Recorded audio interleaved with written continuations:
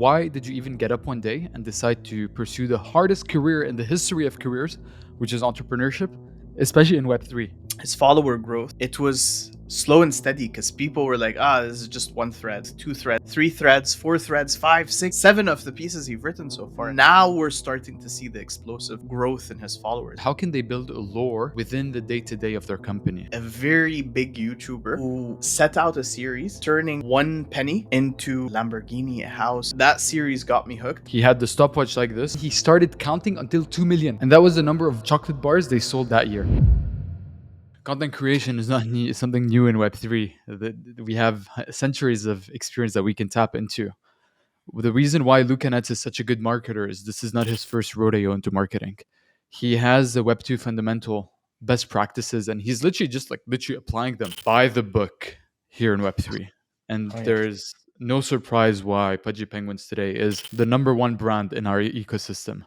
And that's exactly what I wanted to be talking about today. For me, a lot of the things that I do here in Web3, a lot of the experiences that I've seen, studied, or even experienced myself back in Web2, and I find ways to bring them here. I mean, Unfungible at its core is nothing but the most typical funnel that has been existing in Web2 for centuries now, which is the founder funnel. We have no brand page, we have no brand account. The 4 things that I wanted to talk about. 4 types of content every brand should be making. The first one is one that is very oftentimes underlooked here in Web3, and that's your origin story. Just this week, I met with one of our partners, Kermit, and they are doing a very good job at creating building in public type of content. They have a physical product integrated within the blockchain, a product that has mass consumer potential. And the first thing that I told them is going through their X, I saw a lot about the founder. I saw a lot about the product. It's like, let me take this. What makes this piece of product unique? But what I didn't see, and I shared it with them, is what was that inspirational moment that led you as the founder to build this? Why did you even get up one day and decide to pursue the hardest career in the history of careers, which is entrepreneurship, especially in Web3? And I was giving him the examples we were both covering last Friday as well, which is the example of Midday Squares, a chocolate company that was able to break into the most competitive industry that exists in the history of competition, the chocolate industry, historically dominated by the big 4, the Nestle, the Mars, and 2 others I forget right now. The first post you see when it comes to Midday Square, a brand that has absolutely mastered the art of brand content. Here's why we started Midday Squares. For most of history, the industry has been monopolized by these big 4 companies. And every time a new competitor would try to come in with a better product, they would just buy them out and shelf the entire company. And that's how they were able to keep their dominance. And we're here to change that. We're here to bring better products in the marketplace.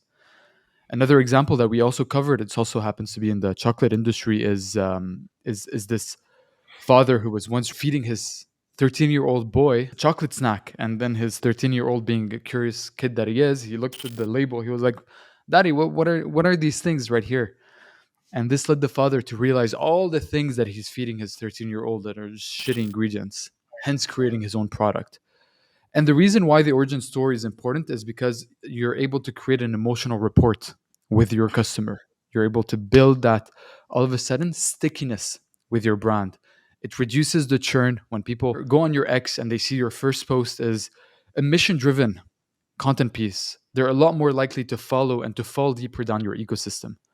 Because, like you said, the funnel is very wide. And the hardest thing we have as marketers is how do we take these eyeballs and actually capture them, like literally a bee trap with the glue. And leading with the origin story sets you apart in the marketplace. No one's doing it, but the ones who do all of a sudden are memorable.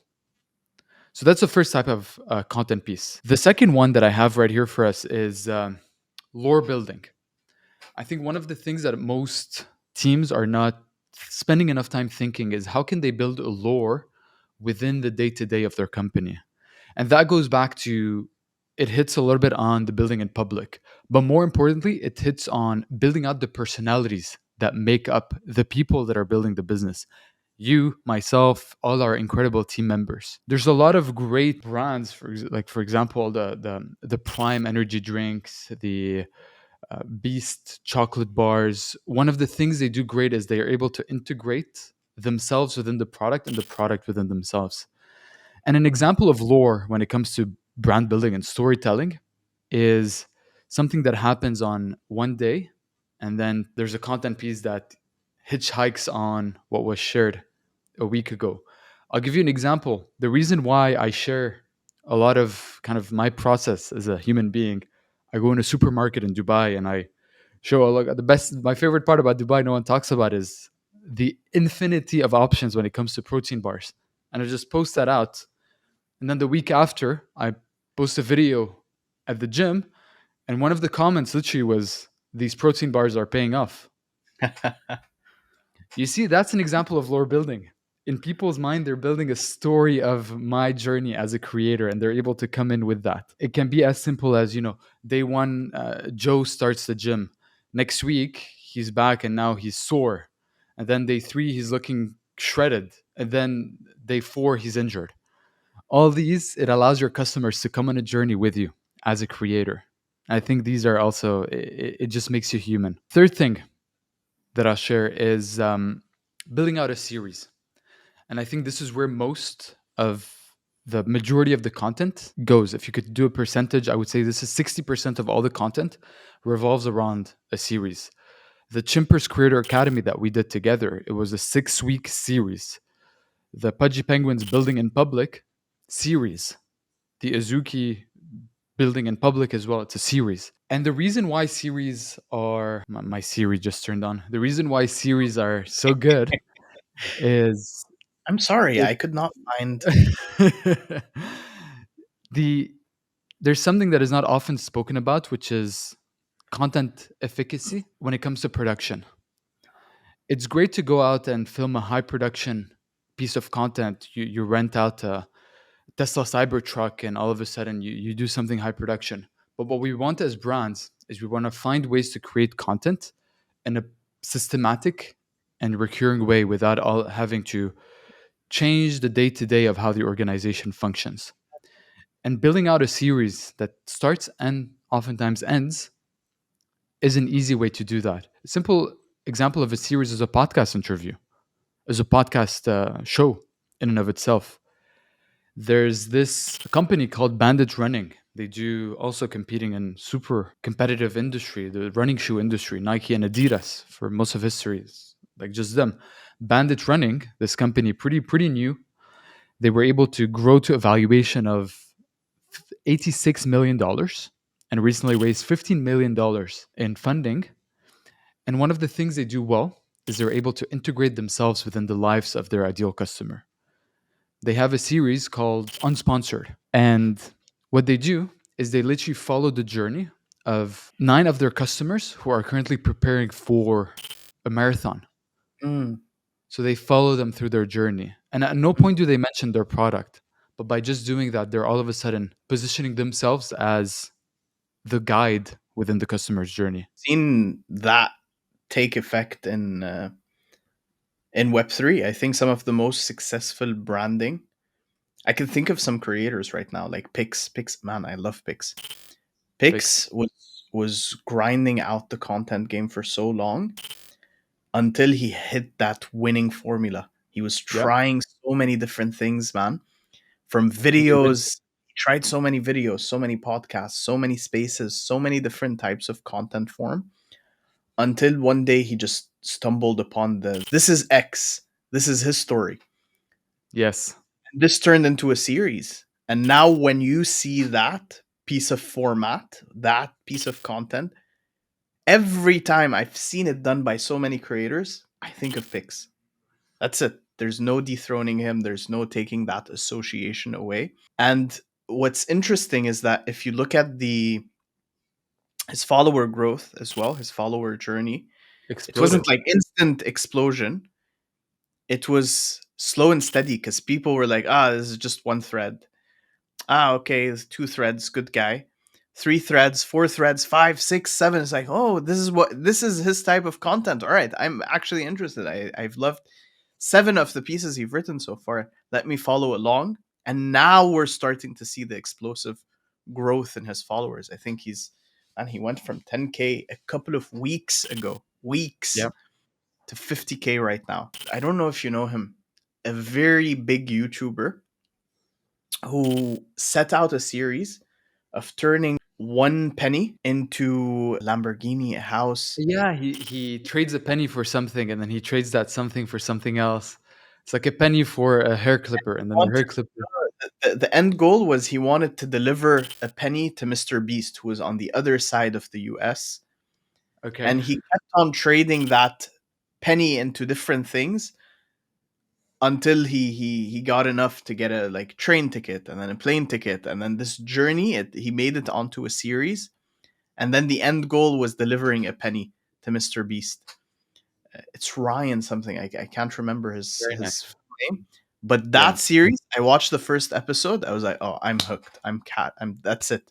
I kept on Ryan watching. Shahan. That series got me hooked, and I don't think we see enough of these series here in Web3, nearly as enough as there should be. Especially Yeah, when it comes very good to points. building, when it comes to your behind the scenes, the lore, like you were mentioning, we don't nearly get as many of these. It's typically just one pieces of content around a topic, and then all right, let's on to the next one, on to the next one. There's rarely ever any continuation when it comes to content. I love what you did. You took my point and you expanded it even further, because series can be also micro series. Very good points. The fourth thing that I have for us, the fourth type of content. So series should take up the majority of your type of content, whether the production of the series or the building up towards the actual series. So the Pix, for example, now his content is I just did 10 hours of research. The thread is coming out in 2 days. So he's Oh. built his whole brand around that one series. The fourth thing, and this is actually one that was taught to me by Jihos, Mm. co-founder of Ronin and Axie Infinity, which is data-driven marketing. Dude, with Jihos, we were in karate combat in Singapore together, and we were talking about business marketing. And he was like, "Man, Blackpink. By the way, Blackpink is like a Korean music band." And he couldn't stop talking about them. He's like, "Man, if there's one group that knew how to do marketing, it's them. If you look at everything they do, they're doing data driven marketing. They just publish all the records that they do. We just streamed 1 million in 10 minutes. Our album just hit 9 billion recordings, or whatever the statistics are. Data driven marketing. I mean, people want to be around winners. And by showing and highlighting your wins and your achievements, you have the ability to bring that people together. About the example of Blackpink, it's fascinating how when you start build finding patterns or formulas, you can start seeing these patterns with the top teams. Going back to Midday Squares, by the way, literally a couple weeks ago, they published a video. One of their guys sat there in front of a computer with a timer. Literally, he had the stopwatch like this right here on a tripod. And then he started counting until 2 million. And that was the number of chocolate bars they sold that year. He literally Wow. spent, I think, 7 hours with the timer Wow. right here in fast motion, counting Wow. until 2 million. That's an example of data driven marketing right then and there. When will we see a video of Leon on a time lapse counting to 54 million number of impressions Unfungible Spaces have had over the Oh. past year? 54 million. I wanna see that piece of content. Dedication. No, but I'm serious. It will go viral. It's like, this guy Dude. counted 54 million. But that's a great example, man. How we can take data that we have, and we have like huge amounts of data. How do we show what 55 million looks like? Like, what does 55 million look like? The number of sand grains at the beach. How can we put an image to that? Like, Yeah. I'm curious your thoughts. 54 million. Yeah. I mean, the analogy I remember I put when I announced that was how many of the world's biggest stadium could we fill with 54 million people? Forgot how many exactly that was, but just that image of something like 140 maybe stadiums, the world's largest stadium in the world, 140 of that would be 54 million people, which is insane to visualize. You're translating what that number looks like, Yeah. essentially. Yeah. I like that.